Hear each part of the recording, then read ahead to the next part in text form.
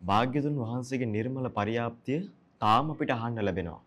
ඒ වගේම ඒ ධර්මයේ හැසිරෙන්න දුර්වල නැතුව අපි ඉපදිලා තියෙනවා. හැබැයි අපේ තියෙන එකම දුර්වලතාවය මොකද්ද? ප්‍රමාද වීම. භාග්‍යතුන් වහන්සේ දේශනා කරන්නේ මොකද්ද? අප්‍රමාදී වෙන්න කියලා. භාග්‍යතුන් වහන්සේ දේශනා කරනවා අවුරුදු 45ක් 84000ක් ධර්මස්කන්ධය. ඒ හැම ධර්ම කරුණක් දේශනා කරද්දීම භාග්‍යතුන් වහන්සේ බොහෝ විට දේශනා කළා අප්‍රමාදී වෙන්න කියලා. භාග්‍යතුන් වහන්සේ පිරිනුවන් මංචකයේ සිංහ සෙයියාවෙන් වැඩ ඉද්දි මොකද්ද දේශනා කළේ? හන්දදානි භික්කවේ ආමන්ත්‍යාමි වූ වය ධම්මා සංඛාරා අප්පමාදේන සම්පාදේත. මෙලව හටගත් සියලු සංස්කාර ධර්මයන් නැසී යනසුළු ඒහින් නොපමාව ජීවිතයට කුසල් දහම් රැස් කරගන්න.